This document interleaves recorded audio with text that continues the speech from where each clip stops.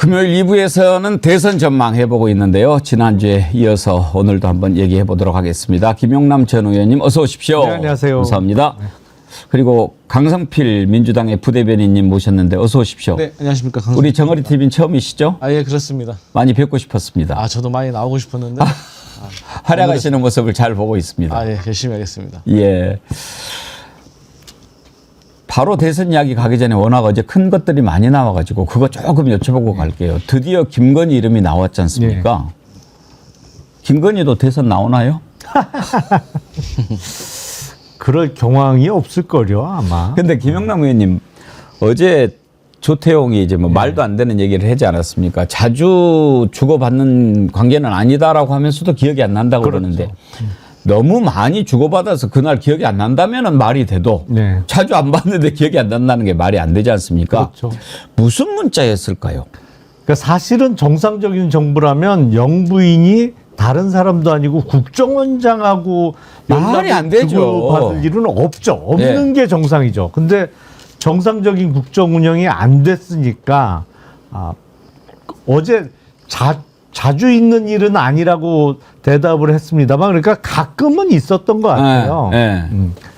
근데 무슨 일일까 추측을 해보면 공교롭게 시점으로 보면 비상계엄을 선포하기 전날 내 문자를 보냈고 비상계엄 하는 날 답장을 보냈기 때문에 비상계엄과 관련됐을 가능성도 뭐 일부 있을 것 같고요. 거의 그럴 수도 있고.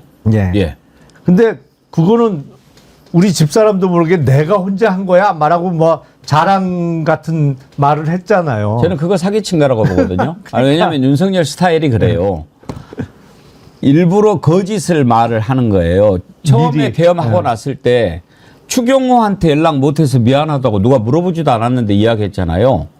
그건 추경호한테만 얘기를 한 거예요. 근데 추경호 감춰주려고 그 얘기한 거죠. 그렇죠. 그러니까 이번에도 저는 김건희 뭐 몰랐다 이야기한 거는 김건희 지시라고 하는 것을 감추기 위해서 그랬을 거라고 보는데요. 그러니까 비상계엄 가능성이 있고 그게 아니라면 추측의 영역입니다만 사실은 국정원은 정부 부처 어디보다도 해외 정보, 물론 외교부가 있습니다만 해외 정보 파트가 분명히 있고 그리고 무엇보다도 전쟁과 관련한 정보는 국정원이 제일 전문가라고 볼 수 있죠. 근데 지금 러시아, 우크라이나 전쟁 상황과 관련해서 뭐 최근에 트럼프 대통령이 종전 시도를 하고 있습니다만 이 관심이 많을 수밖에 없어요. 왜냐하면 이 종전 이후에 재건 사업과 관련해서 삼부토건 주가가 뭐 5배가 오른 적이 있잖아요. 근데 삼부토건의 주가 움직임과 대통령 그리고 영부인의 행적은 정확하게 일치합니다. 그래서 혹시라도 뭐 추측입니다만 러시아 우크라이나 전쟁 상황과 관련한 문의를 하고 그거에 대한 답장을 하지 않았을까? 근데 그런 것 빼고는 국정원장하고 뭘 얘기하겠어요. 대통령도 아니고 영부인이. 강성필 대변인께서는 혹시 무슨 내용이었을 거라고 생각하십니까? 저는 개인적으로 이 김건희 여사도 비상계엄에 대해서 알고 있지 않았을까. 물론 그 시기는 몰랐을 수도 있겠지만 저는 이 말이 나오기 전에도 사실 윤석열 대통령이 비상계엄을 계획하고 모의하고 이런 준비하는 과정들이 저는 2023년 11월 이전부터 이루어졌다고 생각을 하거든요. 그게 이제 군의 이게 납득할 수 없는 장성 인사에서부터 시작이 됐다고 합니다. 그게 이제 곽종근, 이진우, 뭐 여인형 이분들인 거죠. 그 중에서 이제 곽종근 이분이 이제 옷을 벗어야 되는 상황인데도 불구하고 이제 3스타가 된 거 아니겠습니까? 그래서 이 과정 중에서 쭉 계속해서 일련적으로 이루었던 과정들이 있기 때문에 저는 그 과정 속에서 김건희 여사도 충분히 인지하고 있었을 거라고 생각을 하는데 또 날짜도 공교롭게도 비상계엄 전날 아니겠습니까? 그러니까 비상계엄 전날 문자를 했고 또 답장은 그 다음날 했다. 그러니까 이게 공교롭게도 저는 비상계엄과 저는 연관이 있지 않을까라고 추측을 해보고 우리가 이러잖아요. 예를 들어서 문재인 정부에서 박지원 전 국정원장이 김정숙 여사한테 문자 보낸다는 게 말이 되겠습니까? 그렇죠. 차라리 그분들은 더 어색하진 않아요. 그런데 김건희 여사와 조태용 국정원장이 문자를 주고받는다? 우리 보통 이 가깝지 않은 사람들끼리 바로 문자 주고받지 않거든요.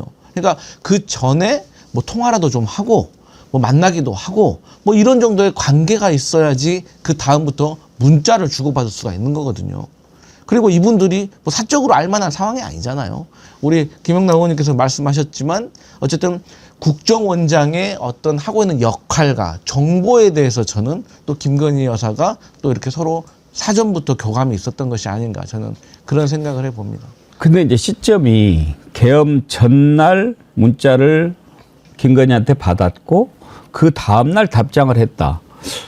그러면 당장 답하기 곤란한 사안이었는가? 뭔가 좀 생각을 해봐야 될 사안인가? 아니면 뭐 요즘에 쭉 하는 거 보면 조태용 기자는 좀 뭘 뭉개는 스타일이긴 하더라고요. 그래서 뭉갰는가? 그러니까 이거 빨리 좀 답을 해주세요. 이런 내용은 아닌 것 같은데 뭘 역할을 요구를 했을까? 좀 궁금해요. 제가 추측해 보면 네.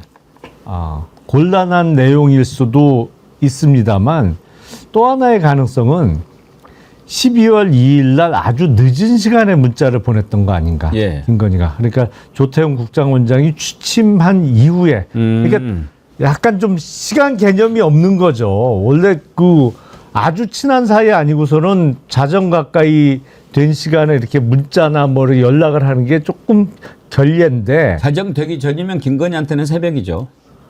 한참 활동한 시간이죠. 한날이죠. 그렇죠. 왜냐하면 새벽에 개 끌고 돌아다니고 뭐 이러니까 본인 기준으로는 한참 활동할 시간인데 다른 사람 기준으로는 벌써 잠자리에 들 시간이란 말이에요. 그리고 조태용 원장만 해도 좀 연세가 있어서 좀 일찍 잘 가능성이 높거든요. 그래서 자느냐고 바로 답장을 못했던 거 아닌가. 왜냐하면 내용이 곤란한 거라도 뭐 확인하고 보고 드리겠습니다 정도의 원론적인 답장은 바로 보낼 것 같거든요. 딴 사람도 아니고 파워풀한 V0 문자인데 그거를 몇 시간씩 뭉개다가 보낸다는 거는 조금 상식적으로는 있기 어려운 것 같고 아마 취침 시간 이후에 보냈을 것 같아요. 아무튼 다 나오겠죠. 다 밝혀지겠죠. 다만 왜 김건희 이름이 그동안 안 나왔을까 궁금하던 차에 역시 김건희가 나오고 보니까 이제 일단 윤석열 빨리 끌어내리고 이런 거 진실 다 밝혀내야지요.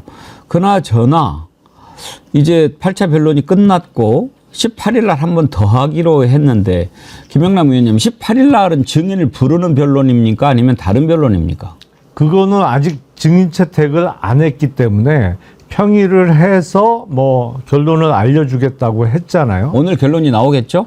아마도 그렇지 않을까요? 오늘 평의해서 밝혀준다 그랬습니까? 뭐 재판관들 간의 평의가 끝나면 할 텐데 증인 신문을 추가로 더 할까? 저는 안 할 가능성이 높아 보여요. 아니 한덕수 요청하면서 안 받아준다고 계속 지금 떠들어대니까. 예. 근데 그 홍장원 전 차장을 증인 신문을 마쳤는데 또 신청을 했단 말이에요. 그거 안 받아줄 것 같고 한덕수 전 총리와 관련해서도 별로 한덕수 총리가 얘기할 게 없을 거예요. 없죠. 왜냐하면 스타일상 얘기를 하다 보면 자신에 대한 사법 리스크가 커질까 봐 뭐든지 얘기를 안 할 거거든요. 국회 답변 태도도 뭐 그와 다르지 않았고요. 그래서 추가적인 증인신문은 안 이루어질 가능성이 높아 보입니다. 그러니까요. 추가적인 증인 채택하는 지금 뭐 요청하는 거는 어차피 시간 끌기 작전이라는 건 다 아는데 다만 헌법재판소가 부담스러워하는 것은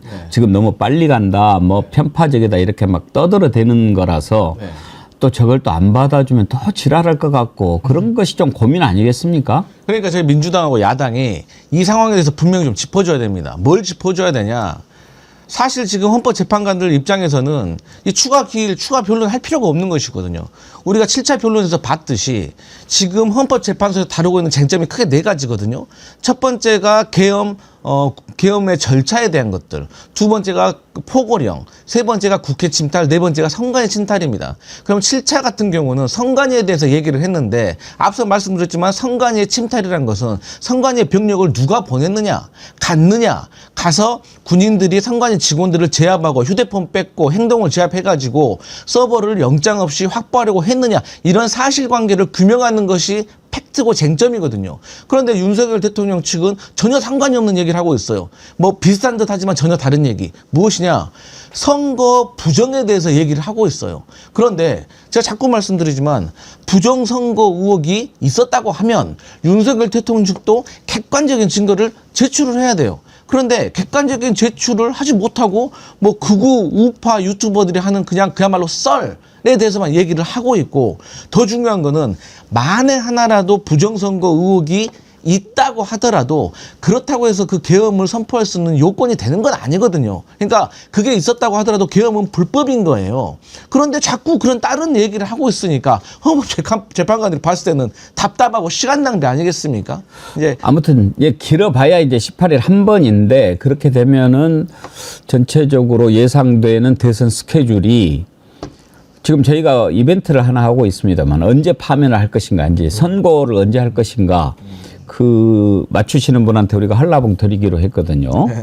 강성필 대변인님부터 먼저 혹시 지금 좀 생각하시는 날짜가 있습니까? 맞추면 제가 드릴게요. 네, 저 스탠다드하게 3월 6일로 하겠습니다. 3월 6일. 네, 3월 6일이 아마 목요일이죠. 목요일이죠. 예, 3월 6일. 네.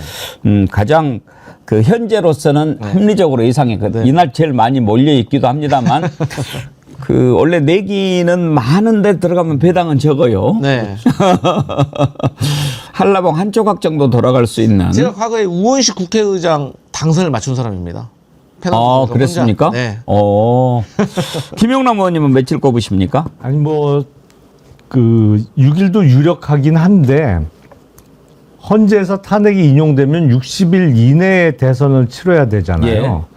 근데 5월 초순에 연휴가 길어요. 그래서 사실은 자칫 잘못해갖고 그렇게 되면, 물론 이제 3월 6일 날 선거를 하면 선거를 언제 해야 되냐면 4월 30일 날 해야 됩니다. 연휴가 있으니까. 근데 4월 30일은 괜찮은데 그 다음 주는 며칠 연휴예요? 4일 연휴 바로 다음 날이에요. 5월 7일은. 예. 그러니까 5월 7일 선거는 조금 피해야 되거든요. 그래서 제가 보기엔 3월 6일 가능성도 있고, 그렇게 되면 4월 30일 대선이고 3월 18일 탄핵 선고를 하면 5월 14일 날 선거를 치를 수 있습니다. 왜냐하면 5월 7일은 좀 피해야 돼요. 연휴에 쭉 이어져서 사전투표, 본투표가 다 투표율이 좀 떨어질 수가 있어요. 그래서 3월 6일 외에 가능성을 좀 뽑자면 3월 18일도 가능하지 않을까? 3월 18일. 예. 좀 길게 가시네. 근데 어제 이제 제가 사람들 만나보니까 한간에는 지난번 대선이 5월 9일에 있었으니까 예. 5월 9일에 맞춰서 하는 것도 근데 선거는 수요일 날 하거든요. 예. 예. 모든 선거는 수요일 날 합니다. 예. 그렇기 때문에 5월 초순에 보면 네. 5월에 선거가 있다 그러면 7일, 14일, 21일 이 순인데 7일은 연휴에 바로 붙어 있는 날이라 조금 대선을 치르기에는 적절하진 않아요. 어제 제가 찌라시를 하나 받았는데요. 뭐 정치권에 계시니까 이런 건 많이 받으셨을지 모르겠는데 3월 14일 탄핵 심판 선고하고 5월 13일 대선을 치른다. 이렇게 나왔는데 방금 김용남 의원님 말씀 들어보니까 이 찌라시 약간 신빙성이 떨어지네. 그렇네요. 왜냐하면 5월 13일이 화요일이니까. 화요일이라. 원래 수요일 날 치르게 돼 있습니까? 예. 정해져 있습니까? 예. 대선은 수요일이다. 아니, 선거는 총선이나 대선이나 지방선거. 이게 근데 이게 보궐선거네. 참 생각해 봤더니. 보궐선거 아니에요. 보궐선거는 자녀의 임기인데 이거는 새로운 선거니까. 재선거라고 예. 뭐 그거 재선거도 아니고 저건 새로운 선거예요. 그냥 대통령 선거. 근데 총선, 지방선거, 그리고 원래 정기적으로 치르는 대선은 수요일로 한다. 돼 있거든요. 근데 이거는 60일 이내라는 규정은 있습니다만 수요일에는 저쪽이 안 될 수 있어요. 그러네요. 이거는 예, 참 예. 갑자기 치르는 선거라 그렇죠. 수요일 날 안 예. 될 수도 있네요. 근데 예. 통상 그 주중 왜 우리가 선거를 수요일 날 계속 실시하냐면 이게 주말하고 그 사이, 그러니까 어디 놀러 가기 가장 어정쩡한 날짜 투표하시라 이런 의미에서 수요일 날 계속 선거를 치렀거든요. 그래서 60일 이내 규정과 통상 이루어지는 수요일 선거를 합쳐서 계산하는 게 맞아 보여요. 근데 화요일 선거는 글쎄 가능성 조금 없어 보이는데. 그래요? 예. 예. 아무튼 어제 제가 받은 찌라시는 3월 14일로 선거 날짜를 이렇게 전망하는 건데 마치 헌법재판소 일정인 것처럼 이렇게 보내오기는 했습니다. 자, 이제 이렇게 되면 아무튼지 간에 5월 대선은 거의 확실하다 이렇게 볼 수 있지 않습니까? 그렇죠. 날짜가 언제냐가 중요하지. 예. 5월 대선이 되면 지금 현재 구도로는 이재명 대 국민의힘 누구 이렇게 될 가능성이 제일 높아 보이지 않습니까, 강성필 대변인님? 뭐 사실 저희 민주당으로서도 뭐 여러 명의 후보가 있긴 하죠. 뭐 김경수, 김동연, 뭐 김부겸 등 뭐 우리 소위 말하는 삼김이 있고 플러스 이재명 대표가 있는데 이제 지금의 상황으로 봤을 때는 사실 이제 이재명 대표의 압도적인 지지를 조금 앞서 나가기는 어려운 상황이기 때문에 저희 민주당에서는 이재명 대표가 경선을 거쳐서 후보가 될 가능성이 높고 저쪽 같은 경우는 이제 뭐 김문수, 뭐 오세훈, 뭐 홍준표, 한동훈 뭐 이 정도 후보군들에서 이제 정해질 것 같은데 아마도 제 생각에는 그 탄핵을 반대하는 세력과 탄핵에 대해서 그래도 찬성을 했던 한동훈과 구도는 좀 나눠질 것 같다는 생각은 듭니다. 그런데 이제 지금 김문수 후보가 어쨌든 아직 후보는 아니죠. 어쨌든 김문수 고등노영부 장관이 우파에서 높은 지지율을 받고 있잖아요. 한 것도 없는데. 그렇기 때문에 사실 이제 오세훈 후보라든지 홍준표 후보 같은 경우 좀 난감한 면은 있을 겁니다. 하지만 이제 정상적인 우리가 상식의 선에서 생각을 해본다면 이제 김문수 고용노동부 장관 같은 경우는 이제 시간이 가면 갈수록 어쨌든 간에 지지율이 떨어지고 예. 아무래도 이제 오세훈, 뭐 홍준표 요 정도 두 명이 좀 경선을 좀 하지 않을까. 다만 이제 한동훈 대표 같은 경우는 전 대표 같은 경우는 김문수 고용노동부 장관 같은 분들이 지지율이 올라갈수록 조금 등장할 수 있는 여력은 좀 높아질 것이다. 열릴 것이다. 공간은. 그럼에도 불구하고 어쨌든 계속해서 나왔다 떨어지고 뭐 이러한 상황들을 봤을 때는 한동훈 대표는 어쨌든 나오지 않는 것이 본인도 좋다는 걸 알겠지만 엉덩이가 들썩들썩 보인다. 그래서 뭐 지금 한간에는 2월 말 3월 초에 등장한다라고 말을 하고 있는데 제가 분명히 말씀드리지만 한동훈 대표 같은 경우는 당원과 국민이 불러내기 전에는 혼자 스스로 나온다고 하면 필패를 면치 못할 것이고 저는 어쨌든 상식이냐 비상식이냐 이 어떤 그 상황에서 국민의힘 후보가 정해질 것 같습니다. 그나마 상식적이라고 하면 오세훈, 조금 상식이 없으면 저는 김문수, 저는 이렇게 보고 있습니다. 근데 오늘 나온 갤럽 여론조사를 보면 이제 정치 지도자 선호도로 이재명 대표가 34, 김문수 12, 한동훈, 홍준표, 오세훈 5% 이렇게 나왔어요. 그 밖에 이제 이준석, 조국, 김동연 1%인데 정당 지지도가 근데 보면은요. 국민의힘이 39, 민주당이 38 이렇게 나왔습니다. 갤럽이요. 이 앞번 조사에서는 국민의힘이 38, 민주당이 40이었는데 이것은 어떻게 해석을 해야 될까요? 김영남 의원님. 지금 선거 결과하고 정당 지지도하고는 별 상관이 없습니다. 사실은. 예. 왜냐하면 역대 선거 결과를 보면 작년에 있었던 4월 총선 때도 정당 지지도는 앞치락 뒤치락 했어요. 뭐 국힘이 민주당에 비해서 월등하게 밀렸던 적은 없습니다. 하지만 선거 결과는 뭐 압도적으로 민주당이 승리를 했죠. 근데 정당 지지도는 잘 안 변해요. 왜냐하면 답하는 분들이 늘상 자신이 지지했던 정당에 대해서 뭐 변함이 좀처럼 생기지 않기 때문에. 근데 투표 결과는 이른바 무당층 내지는 중도층이라고 불리우는 투표자들이 어느 쪽에 표를 많이 주느냐가 확확 승패를 결정짓기 때문에 정당 지지도는 투표 결과 예상하고는 좀 별개로 놓고 보시는 게 맞고 유일하게 선거 중에 인물 선거가 이루어지는 게 사실은 대통령 선거입니다. 예. 총선이나 지방선거는 사실은 정당 기호 보고 뽑는 유권자들이 워낙 많아요.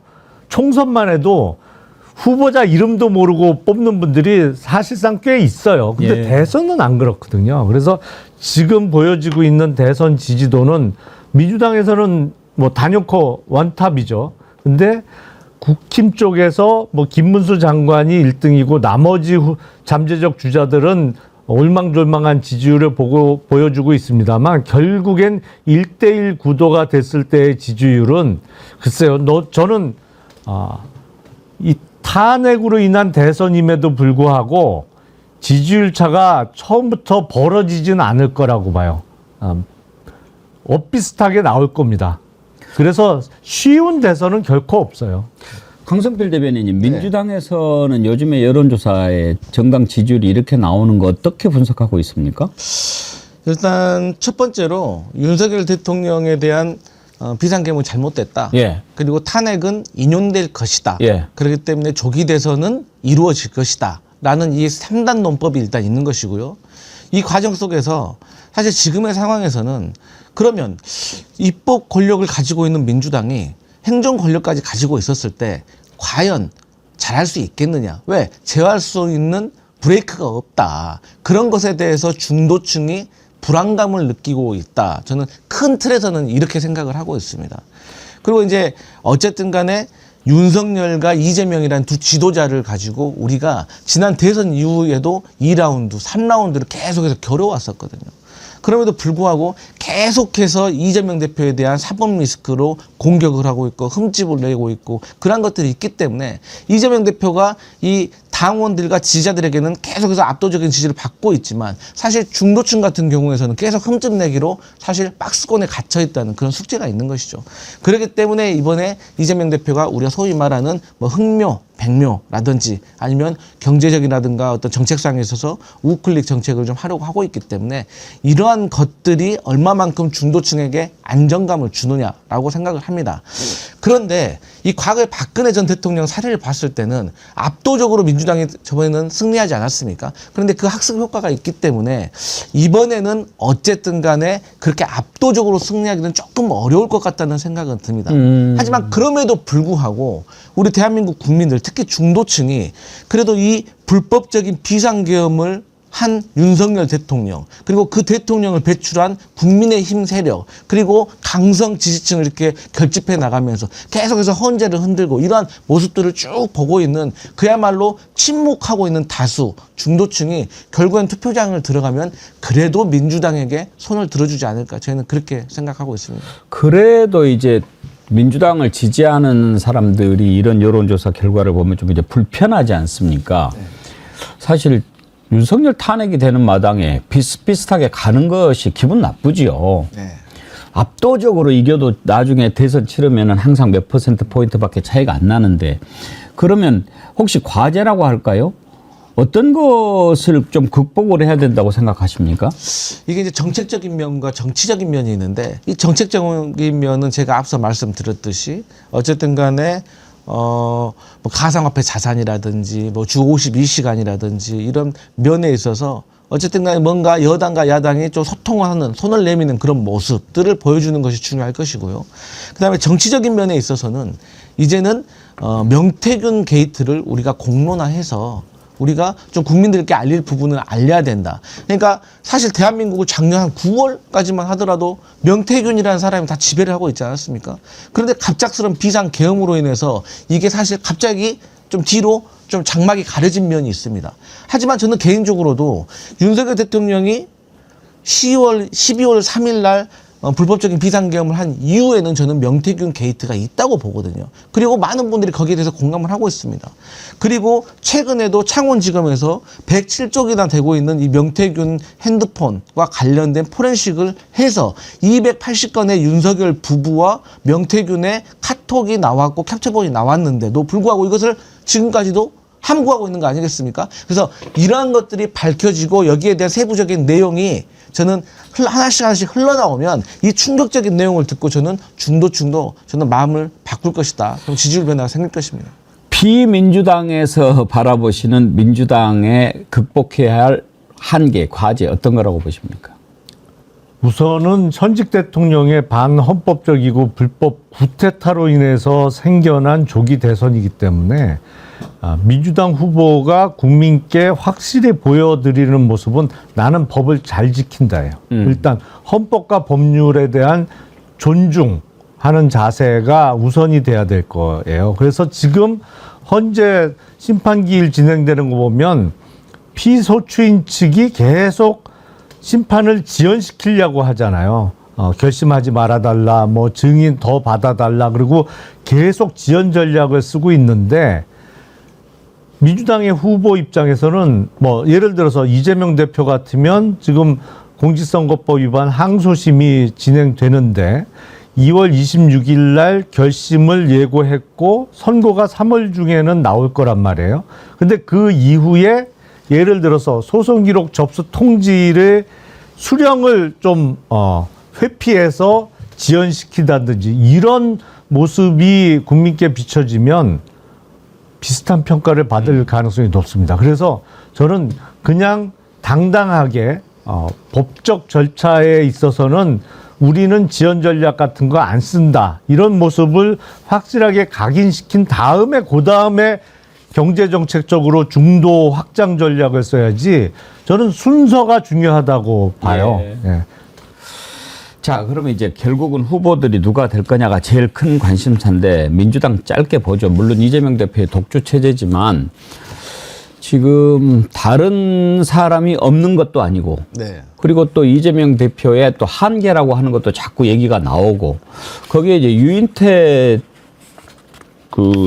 전 사무총장 같은 경우에 좀 비판적인 얘기도 하고 그렇지 않습니까? 그렇지만 이재명 대표가 이제 문재인 대통령도 만나고 김경수 지사도 만나고 이런 모습들을 보여주면서 저기 하는데 가장 중요한 것은 하나가 되는 거 아니겠습니까? 가능성 어떻게 보십니까? 저는 물론 다소 이제 경선 과정에서 서로 간의 갈등은 앞으로 생길 겁니다. 지금 이재명 대표가 그 리스크 관리를 하기 위해서 손도 내밀고 만나기도 하고 메시지를 내고 있지만 이 경선이라는 건 피할 수가 없는 거거든요. 하지만 저는 다른 후보들도 알고 있을 겁니다. 그러니까 이재명만으로도 안 되지만 이재명 없이도 안 되는 것이고 사실 이 정치라는 것이 어떤 사건들이 갑자기 생길지가 몰라요. 그랬을 때 과연 이재명 대표의 도움 없이 다른 후보들이 정치 역정을 어떻게 이어나갈 수 있을까에 대한 고민이 많이 있을 것입니다. 그리고 그 고민 전에 일단 현실적으로 과연 이재명 대표를 1번 뛰어넘을 수 있을 것인가? 2번 그럼 내가 젖잘싸 그러니까 내가 경선은 뛰되 내가 나름대로의 성취감을 가질 것인가 이런 나름대로 1등, 2등, 3등 전략이 있을 것이거든요. 그런데 저희가 지난 대선에서 사실 이재명 대표에 대해서 상대 경선 후보의 과도한 인신공격으로 인해서 결국에 재미 본 것은 국민의힘 윤석열 후보였거든요. 그것을 저희는 잊어서는 안 된다고 생각을 해요. 그리고 여기에 대해서는 당원 누구도 지금 다 알고 있고 예민하게 받아들이고 있습니다. 그래서 저는 서로가 좀 부족한 면에 있어서 좀 확장성이라든가 그런 면에 있어서 서로 지적하고 서로 간에 속 시원하게 얘기할 수는 있는 거지만 뭐 이재명 대표의 뭐 재판이 어떠느니 이렇쿵 저렇쿵 하는 그런 발언들은 저는 삼가하는 후보가 그나마 당원들에게 기억될 것이다. 저는 그렇게 봅니다. 아주 중요한 얘기를 해주셨네요. 네. 이재명 대표만으로도 안 되지만 이재명 없이는 안 된다. 그렇죠. 그러면 내친 김에 경선을 하기는 하잖아요. 네. 경선에 나올 것으로 예상하는 사람들 이름 한번 좀 불러봐 주세요. 자, 첫 번째 김부겸. 예, 나올까요? 네, 저는 나올 거라고 봅니다. 예, 김경수, 예, 김동현, 예, 그리고 김동연. 뭐, 네, 김동연. 그다음에 최근에 뭐 전재수 의원도 내가 좀 해보려고 한다. 아, 그래요? 하는 제가 언론 보도를 본 적이 있고. 어, 그다음에 이제 김용록 전남지사도 예, 출마 의사를 출마 밝혔죠. 의사를 밝혔습니다. 예. 그래서 제가 봤을 때는 이 한 5 그리고 이재명 대표. 이렇게 임종석 실장은 안 나오나요? 임종석 실장은 제가 생각했을 때는 뭐 제가 그분하고 얘기는 해본 적은 없지만 인정사실상은 조금 김경수 전 지사를 조금 서포트하는 그런 인물을 가진 것이 아닌가. 왜냐하면 둘 다 어떻게 보면 계보가 비슷하잖아요. 친문재인 계로서. 전전수 의원도 마찬가지 아닌가요? 그런데 이제 전재수 의원 같은 경우는 또 지역의 맹주로서의 어떤 역할을 하고 싶은 어떤 그런 조금 다른 쪽의 전략이 있는 것 같습니다. 그렇죠. 김부겸, 김동연, 김경수, 전재수, 김영록 이런 정도. 혹시 김영남 의원님 누구 떠오르는 사람 있습니까? 글쎄요, 뭐 딱히 없는데 문제는 흥행이 될까요? 당내 경선이 일단 경선 과정에서의 흥행이라는 요소는 국힘은 흥행은 될 것 같아요. 예. 왜냐하면 누가 될지 모르겠어요, 솔직히. 네. 고만고만하니까.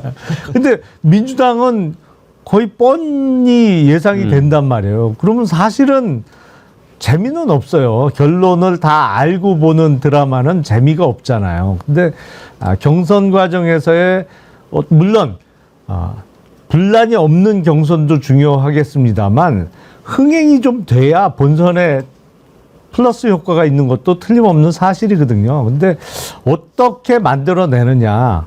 사실은 이기더라도 흥행 요소를 좀 가미해서 지켜보는 국민들이 진짜 경선을 치열하게 하는구나, 내지는 관심을 한 번이라도 더 갖게 만드는 게 필요하거든요. 그렇다면 룰 세팅을 잘해야 될 것 같아요. 민주당의 경우에는 어떤 식으로 이게 많은 출마자가 있으면 중간에 왜 예비 경선 비슷하게 추려내잖아요. 그 과정에서 흥행적인 요소를 조금 도입해야 되지 않을까 싶어요. 근데 저는 사실 이제 우리 정어리 TV 제가 처음 나왔으니까 솔직하게 말씀드리면 앞으로 민주당 대선 경선 후보의 역동성은 이재명 대표 2심 공직선거법 결과에 전 달려있다고 봅니다. 매우 중요하죠. 그러니까 사실 저희가 이제 불편하기 때문에 거기에 대해서 지금 말하고 있지 않지만 이게 이제 뭐 말하지 않는다고 그 일이 일어나는 건 안 일어나는 건 아니거든요. 그러면 이재명 대표의 어떤 공직선거법 2심 결과는 둘 중 하나입니다. 유죄 아니면 무죄입니다. 무죄면 그야말로 날개를 달고 거의 이제 대선 다른 후보들은 추풍낙엽처럼 날아가겠죠. 제 민주당 후보는 말 것도 없고 저는 국민의힘 후보도 경선이 무의미해질 거라고 생각을 합니다. 왜냐하면 중도층에게 이재명 대표가 단 하나 조금 거슬리는 것이 사법 리스크 아니겠습니까? 그리고 국민의힘에서도 계속해서 대통령이 된다고 하더라도 계속 재판은 계속 돼야 된다라고 말을 하고 있기 때문에 무죄가 나오면 그야말로 이제 탄탄대로로 가는 것인데 만약에 이제 유죄가 나왔다고 가정을 했을 때 그러면 이게 요즘 이런 말을 많이 하더라고요. 지도자는 버티는 힘이 중요하다. 과연 이재명 대표가 버틸 수 있을 것인가? 당원들은 얼마만큼 흔들릴 것인가? 중도층은 얼마만큼 흔들어댈 것인가? 국민의힘도 여기에 대해서 얼마만큼 공격을 할 거 아니겠습니까? 그래서 저는 이러한 것들에 대해서 당내에서 어떻게 후보들이 대처를 하는지. 그러니까 이재명 대표로 저는 개인적으로 3심제 아니겠습니까?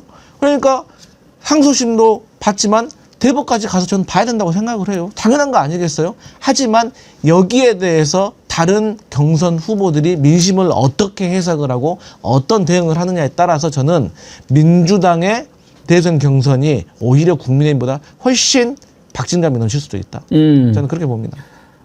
현재 법적으로는 어떻습니까? 만에 하나 이번에 이재명 대표가 2심에서 유죄 판정을 선고를 받더라도 대법 판결 나기 전까지는 후보 자격이 유지가 되지 않습니까? 네, 그런데 그 전에 되죠. 네. 대선을 치르고 대통령에 당선이 되면 정지되지 않습니까? 판결이?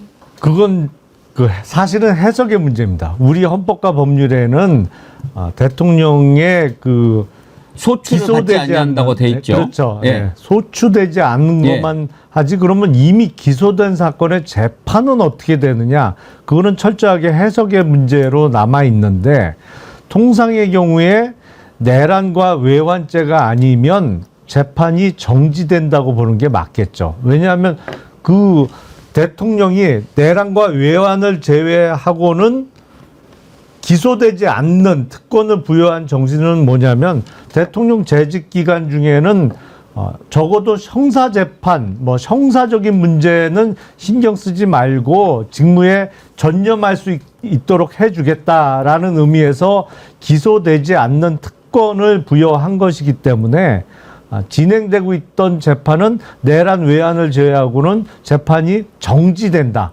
그러니까 임기를 마친 후에 다시 재판이 재개된다고 해석하는 게 보다 옳은 해석 아닐까 싶은데, 이게 결론은 문제는 해석의 문제라 제각각 다른 주장들을 할 거예요, 아마. 근데 이게 법도 상식인데, 아니 말씀하셨던 것처럼 내란죄와 외환죄가 아닌 상황에서 대통령에게 불소추 특권을 부여한 거는 그야말로 안정적으로 나라를 운영하라는 그 취지 아니겠습니까? 그러니까 우리가 법안을 발의하면은 제일 상단에 있는 게 뭡니까? 법안 발의의 취지거든요. 그러니까 그 법의 취지를 저희는 살펴봐야 된다고 생각을 하는 것이고, 아니 사실 불법 비상계엄 해가지고 지금 구속되어 있는 윤석열 대통령도 지금 복귀시켜야 된다고 하는 그런 주장을 하고 있는 대한민국에서 하물며 재판의 결과가 나오지도 않았는데 당선된 대통령에 대해서 재판을 계속해야 된다는 것은 그야말로 이제 정치적인 공세죠. 지금 대체로 2심 선고 이후 대법원 선고까지 기간이 얼마나 걸립니까? 일반적 통상적으로. 사실은 대법원 선고는 예측 가능성이 매우 떨어집니다. 근데 선고를 할 수 있기 전 단계, 그러니까 항소심 선고가 되고 나서, 그렇게 되면 어느 한쪽이 이제 상고를 할 거 아니에요? 양쪽이 됐든 일방이 됐든 상고 절차가 진행이 될 텐데, 그러면 재판부 배당이 되고 소송 기록 접수 통지라는 게 됩니다. 그러면 그로부터 20일 이내에 상고한 사람은 상고 이유서를 제출을 해야 되고, 그 상고 이유서에 대해서 상대방은 또 답변서를 제출을 해야 돼요. 그러니까 그게 스무스하게 빨리 진행이 되고 하더라도 또 그 담당하는 재판부의 대법관들끼리 합의 절차가 걸리기 때문에 아무리 빨라도 두세 달은 걸리죠. 예. 그러면 지금 2심 선고일이 3월 28일이거든요. 그러면은 대선이 아무리 늦어도 5월 중이라고 보고, 뭐 그 전에 결과가 나오기는 힘들겠다라는 생각이 드네요. 오늘은 좀 한계 위주로 한번 생각해 볼 텐데, 국민의힘으로 넘어가기 전에 이은주님께서요, 강성필 부대변인님 절대 사법 리스크 아닙니다. 검찰 리스크입니다. 민주당 부대변인님께서 사법 리스크라고 말씀하시면 곤란하지요. 사과하세요 그러셨는데. 예, 사과드리겠습니다. 사법 리스크. 검찰이 만들어낸 거다. 그렇게 지금 보시는 거죠. 자, 국민의힘 김용남 의원님. 예.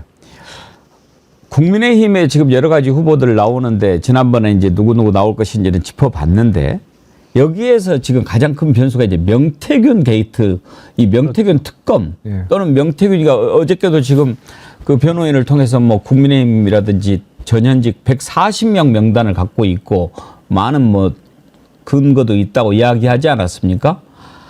그 전에 드러난 것만 해도 강혜경 씨 얘기를 통해서 홍준표, 오세훈, 다박 관련돼 있다고 그러지 않았어요. 예. 이 칼날을 맞을 만한 위험이 있는 사람들이 있다고 보십니까? 당연히 있죠. 당연히 있는데, 문제는 지금 명태균 씨가 구속된 지가 정확하게 석 달 됐습니다. 근데 지금 기소가 12월 3일 날 이루어졌습니다만, 그 기소 내용은 별게 아니에요. 지방선거 출마 희망자로부터 뭐 돈 받았다, 그 아무도 관심을 안 갖는 사안으로만 기소가 되고, 정작 국민적 관심이 쏟아지고 있는 부분에 대해서는 수사가 어떻게 진행됐는지, 지금 밝혀진 사실이 어떤 게 있는지가 전혀 드러나지를 않고 있거든요. 어제 뭐 일부 내용이, 수사 보고서가 이제 방송에 보도된 적은 있습니다만, 그래서 가장 중요한 것은 대선 전까지 명태균과 관련된 사람들의 구체적인 어떤 부정한 행위가 검찰에 의해서 기소가 이루어지느냐, 아니면 세상에 알려지느냐, 그것이거든요. 근데 지금 특검법을 추진하고 있으니까 대선 전에 특검 수사가 시작되고 그 결과가 나올 수 있느냐, 그게 우선은 국민의힘 당내 경선 과정에서 만약에 드러난다면 크게 영향을 끼칠 수밖에 없고요. 근데 만약 그게 안 드러난다면 온갖 추측과 뭐 썰이 난무한 가운데 경선은 치러질 거고, 뭐 시기에 따라서는 대선 본선 전에 그 본선 결과에 또 영향을 미칠 수도 있겠죠. 그 수사 결과가 언제 발표가 되느냐 아니면 세상에 알려지느냐에 따라서요. 강성필 대변인이 보시기에 국민의힘에서 누가 될 것 같습니까? 저는 김문수 고용노부 장관이 될 것 같아요. 될 것 같아요? 네. 심상치가 않습니다. 그때까지 갈 수 있을까요? 저도 처음에는 어쩌다 한번 나왔겠지. 예, 예. 국무위원들 다 인사하는데 혼자 인사 안 해가지고 한번 어쩌다 나. 그리고 왜냐면 이게 조기 대선이 열리면 조기 결집을 하게 되고 조기 결집은 이 강성 지지자들부터 시작하거든요. 그렇기 때문에 강성 후보한테 표가 가는 건 맞습니다. 그렇기 때문에 저는 한 번으로 끝낼 거라고 생각을 했는데 지금 저 윤석열 대통령 측과 구구 우파 그리고 아스팔트 세력들 이분들이 다 하나로 뭉쳐가지고 지금 전환길까지 지금 더해가지고 저렇게 헌법재판소를 흔들어대고 이제는 비상계엄이 뭐 잘못됐다는 말도 안 하고 잘됐다 오죽했으면 그랬겠냐라는 궤변을 늘어놓고 있기 때문에 저는 저런 추세를 봤을 때는 김문수 고용노부 장관이 저는 국민의힘의 후보가 될 것 같은 불길한 예감이 듭니다. 한번 봅시다. 네. 예. 하여튼지 다음 주에는 일정이 어느 정도 가시화가 되겠죠. 그러면 우리가 좀 더 다른 각도에서 들여다볼 수 있을 것 같습니다. 지금 속보가 하나 들어왔는데 부산 기장군의 리조트 공사장에서 화재가 나서 8명이나 지금 심정지 상태인데 인명피해가 커지지 않았으면 좋겠습니다. 이렇게 화재가 많이 나요. 아니 그러니까 요새 왜 이렇게 불이 많이 나는지 모르겠어요. 네. 화재 사건이 여러 번 보도가 되네요. 예. 오늘 정치 1번지는 여기까지 하도록 하죠. 함께해 주신 김용남 의원님, 강성필 부대변인님 두 분 수고하셨습니다. 네, 감사합니다. 감사합니다.